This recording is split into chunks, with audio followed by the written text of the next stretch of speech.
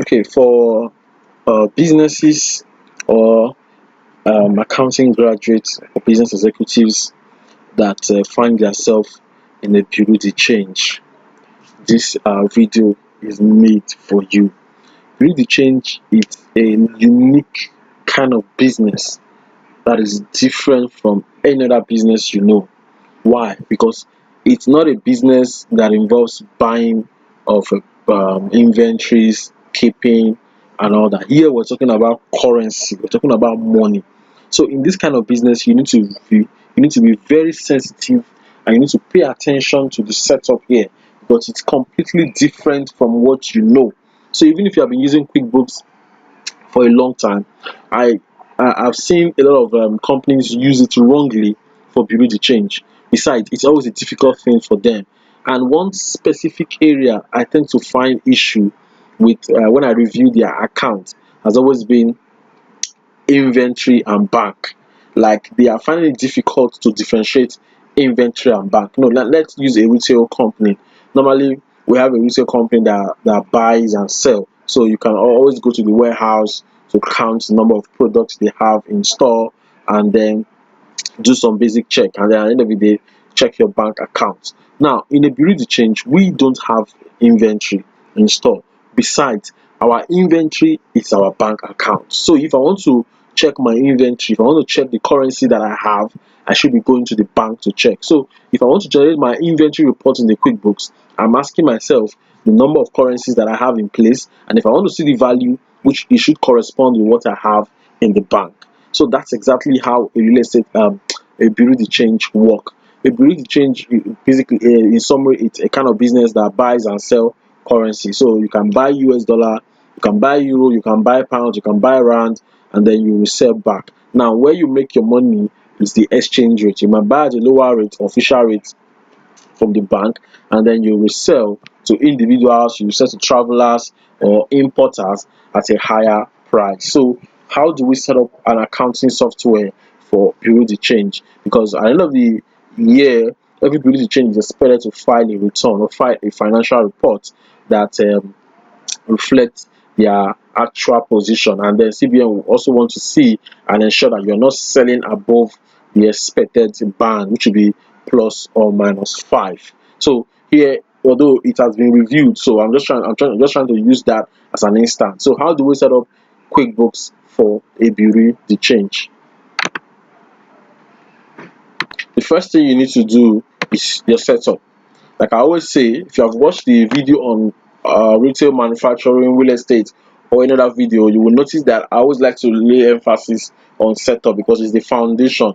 You can't post transaction here without basic setup, and your setup entails your first is your bank account, the second is your inventory. So your inventory here is the currency, and then we're looking at the chart of accounts, and then we can get started immediately. So let's start our setup.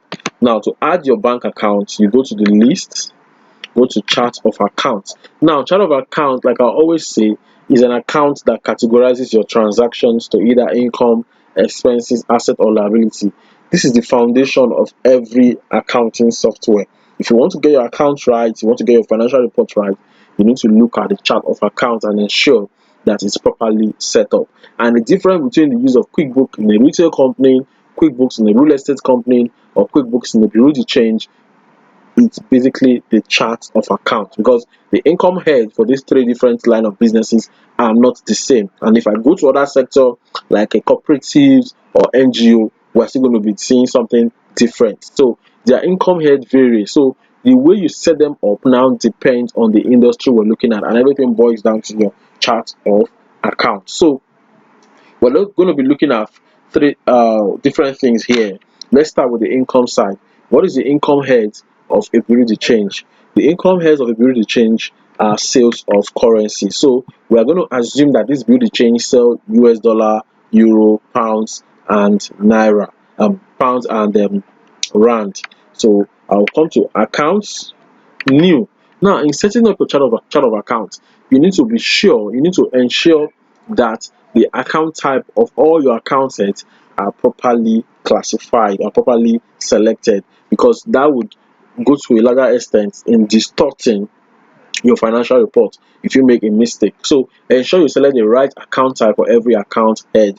System will not categorize sales of dollar as an income because it's sales. The way the system will treat it depends on the account type we select, and the account type here is going to be income. So any transaction that passes through any account type called income will be treated as an income transaction. That means we'll be seeing them under our sales report, we'll be seeing them under the income side of our P and L. So that's why you need to pay attention to the chart of accounts. If I want to post expenses, I also need to ensure that I select expenses as the account type. So any transaction that passes through that account head called expenses, system will also be able to treat that properly. The same thing applies to the bank. So if I'm going to add my bank account, system will not just assume that Zenith Bank is a bank because the account name is Zenith Bank. No, but because the account type I select at the point of adding that bank, it's what? Bank. So you need to understand it. So that's exactly how to work with chart of account. Whenever you're adding an account, ask yourself, is it an income, is it an expense, is it asset or liability, or is it loan? Whatever account head it is, ensure you select whatever account type it is, ensure you select it when you're adding the account head. So we have our income, and then I will click on continue. So what I'm adding here is sales of US dollar. So I'll come here, I'll say sales of US dollars. Now instead of clicking save and close and starting all over again, since they are all income heads, I'm going to click save and new, and then this I'll say sales of euro, save and new. I'm going to say sales of pounds, so save and new, and then I'll say sales of rand. So this is South African rand. So which is the three currencies that we will be selling. Then I'll click on save and close. So here I've been able to add my income, rand, euro, pounds, and dollars. So that's the currency that I'm going to be selling as far as the bureau de change is concerned. Now what I've added is the income.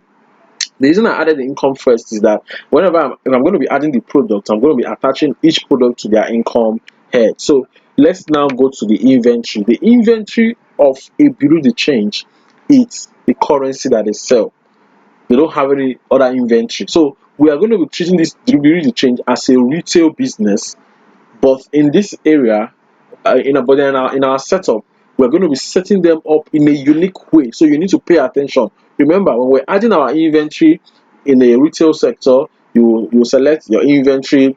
By default, QuickBooks assign your inventory to an inventory asset account. So when you sell your inventory, it goes to a sales account. Now, in the bureau de change, when we add our currency, we're not going to be allowing QuickBooks to assign our currency to inventory asset account. No, because the inventories are not kept elsewhere.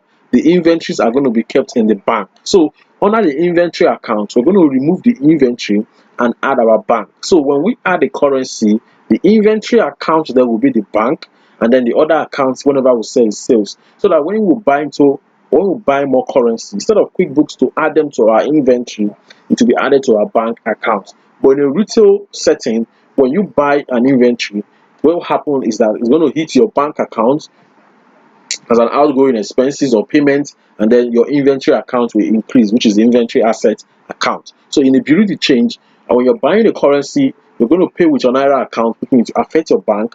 Then the other part of that account will be your inventory accounts. So you need to ensure that the inventory account is properly selected.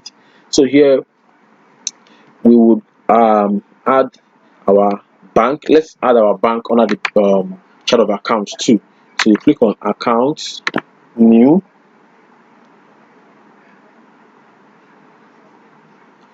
so here you select the bank. So we are going to be adding 5 banks. The first one will be our Naira account, which is where we are going to be receiving all our payments, and then used to buy new currency. So assuming we operate with a GT bank, so I'll enter GT bank, enter our balance. So in our GT bank we have 120 million naira, and then our opening balance date. The opening balance date here is the date you're setting up your QuickBooks. is different from your financial year. So the date you're setting up your QuickBooks, how much do you have in that account? And this date has to be the same across board. So let's assume we are using 30th of May. So that may not be your own date. So, but for the purpose of this QuickBooks, I'm using 30th of May. So anytime you're setting up QuickBooks, ensure that you will select uniform opening account across all your account heads, whether bank, whether your inventory, or whatever account head you want to add. It has to be on the same date. It can be at the beginning of the year, it can be any current date or end of the quarter. So you click OK, save and close. So now we've added our bank accounts. Now the next thing is for us to add different currency and all that. So we'll come to new bank.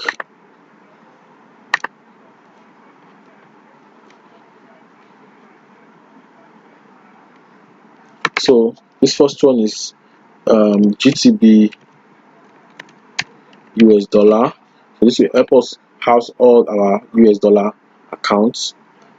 New GTB euro, new GTB pounds, new, and then GTB rand. So I've added all the bank accounts for all the currencies, euro, pounds, because ordinarily if you're below the change, you're supposed to have a bank account for all the currencies. You can't use one account for euro, you can't use one account for bank, for dollar, for pounds, and then rand. So you need to have separate accounts. So here we have a GTB. So this GTB here is going to be our Naira account. So to edit this, we'll right click on this, click on edit account. So here we'll call it GTB Naira.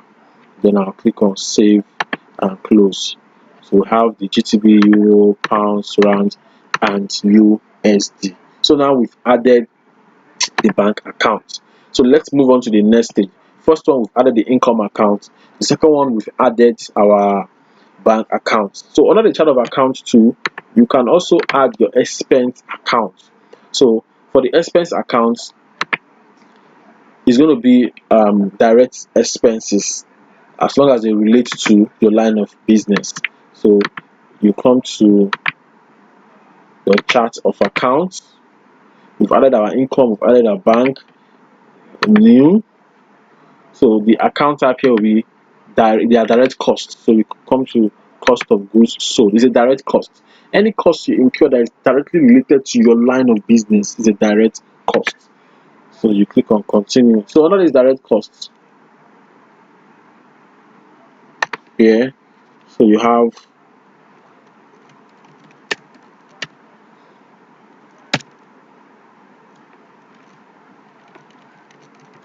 purchase of US dollar, save, save and new, purchase of euro, save and new, purchase of pounds, save and new, and purchase of rand. Then click on save and close. So this is a direct cost for us. So we have our cost here.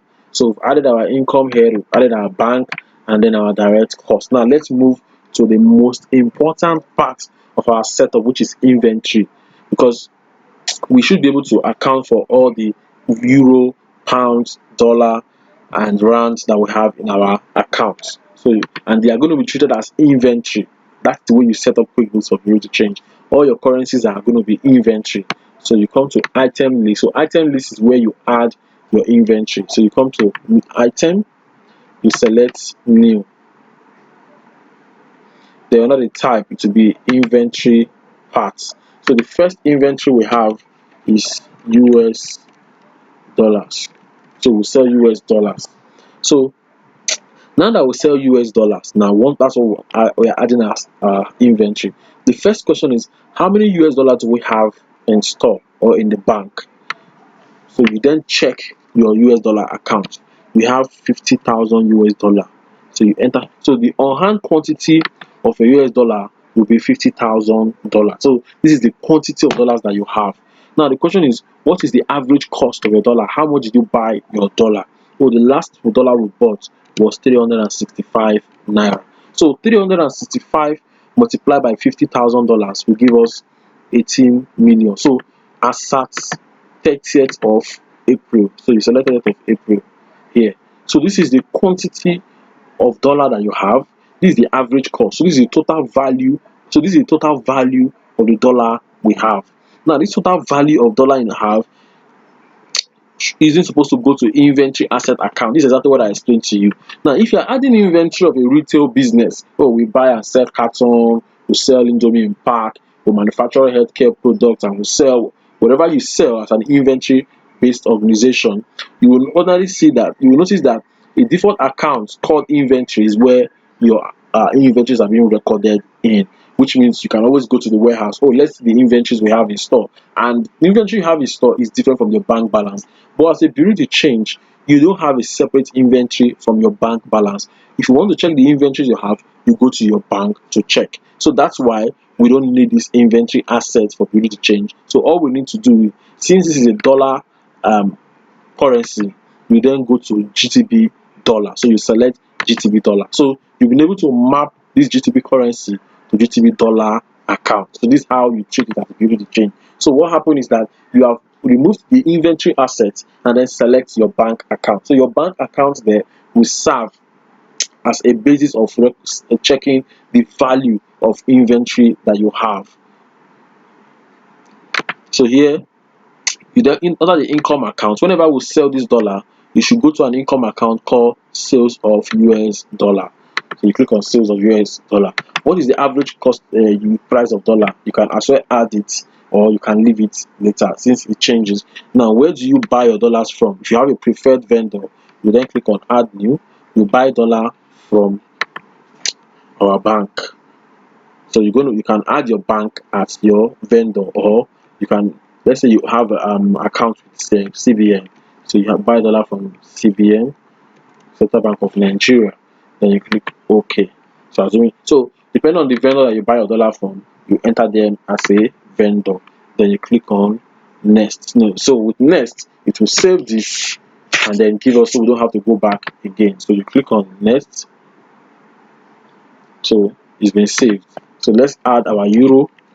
You add your euro as your currency. Now when you sell euro, it goes to sales of euro account. Now how many euro do we have in store? We have 15,000 euro. How much did you buy the euro last? We bought it at 390. So 390 multiplied by 15,000 will give you total value of euro as at the end of April.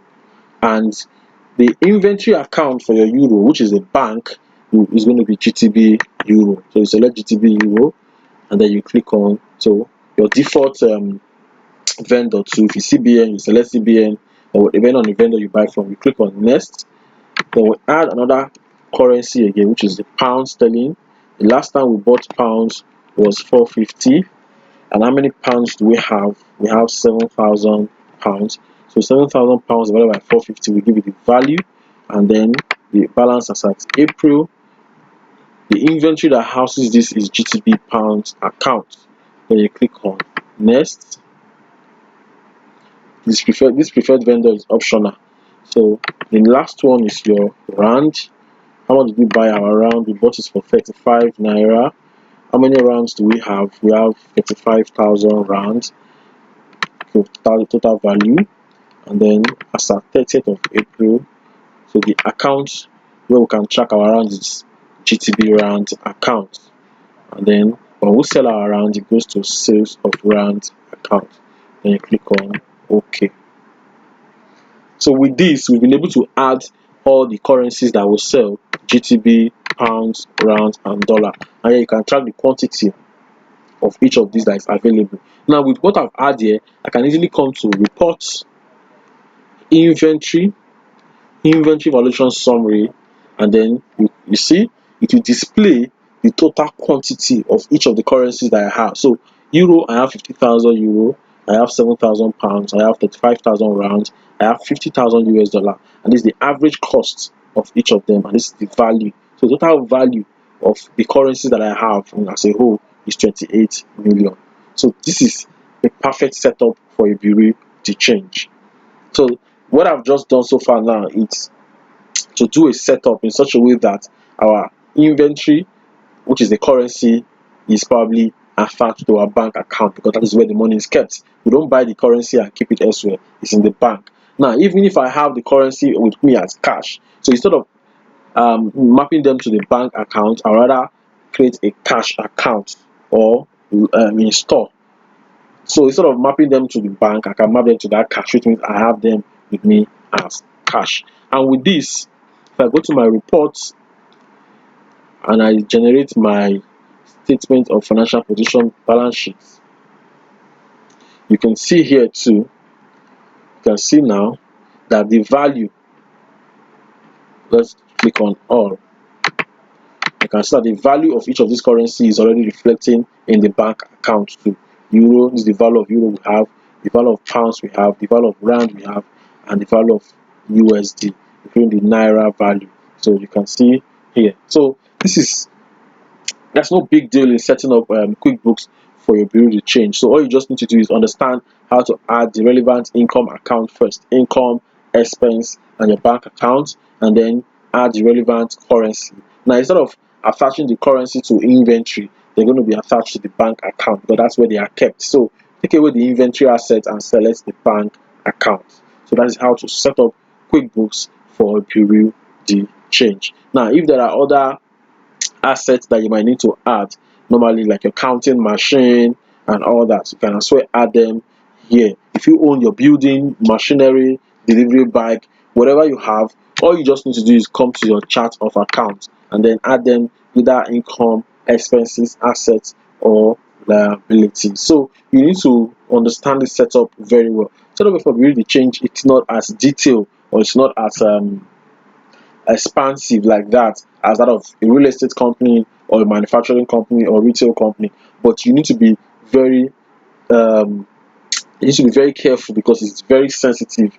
As simple, as straightforward and short it is, it also requires you to be very careful and detailed. You need to be exact. You need to ensure that this setup are not probably wrong, because if anything happens to your setup, it's going to affect your account. So that is exactly what you need to know when you are setting up QuickBooks for a bureau de change. Now, in our next session, we're going to be looking at the transaction properly. How do you sell your currency? How do you buy more currencies? How do you check whether you're making profit or loss? And also, how do you update your exchange rates in QuickBooks?